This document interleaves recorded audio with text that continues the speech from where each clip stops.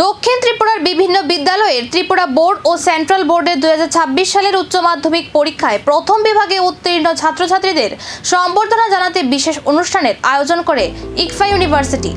শনিবার শান্তির বাজারের মুকুট অডিটোরিয়ামে অনুষ্ঠিত এই অনুষ্ঠানে জেলার বিভিন্ন প্রান্ত থেকে কৃতী ছাত্রছাত্রীরা অংশ নেয়। অনুষ্ঠানের উদ্বোধন করেন দক্ষিণ ত্রিপুরা জেলা পরিষদের সভাধিপতি দীপক দত্ত। উপস্থিত ছিলেন শান্তির বাজার পুর পরিষদের চেয়ারপারসন স্বপ্না বৈদ্য, বিশিষ্ট সমাজসেবী দেবাশিস ভৌমিক এবং ইকফা ইউনিভার্সিটির বেসিক সায়েন্স বিভাগের প্রিন্সিপাল প্রসেনজিৎ বল সহ অন্যান্য অতিথিরা।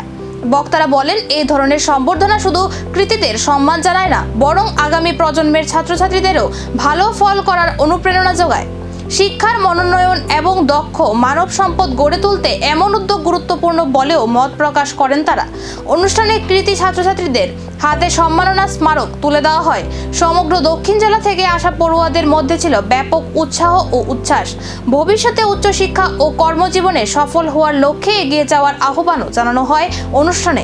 আজকে আমাদের ইকফা ইউনিভার্সিটি ত্রিপুরার উদ্যোগে আমাদের দক্ষিণ জেলার শান্তির বাজার মুকুট অডিটোরিয়ামে আমাদের জেলার মধ্যে অবস্থিত যতটি বিদ্যালয় রয়েছে এর মধ্যে যারা উচ্চ মাধ্যমিকে প্রথম বিভাগে উত্তীর্ণ হয়েছে, সেটা টিবিএসসি এবং সিবিএসসি দুই বিভাগেই যারা প্রথম বিভাগে উত্তীর্ণ হয়েছে, আমাদের ইকফা ইউনিভার্সিটির উদ্যোগে তাদেরকে এখানে সম্বর্ধনা প্রদান করা হচ্ছে।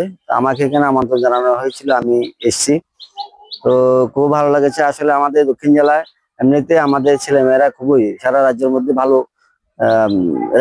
আজকের এই সম্বর্ধনা কি আগামী দিনের আরো অনেক মেধাবী শিক্ষার্থীদের স্বপ্নকে নতুন ডানা দেবে, নাকি এমন উদ্যোগ আরো বড় পরিসরে ছড়িয়ে পড়বে রাজ্য জুড়ে?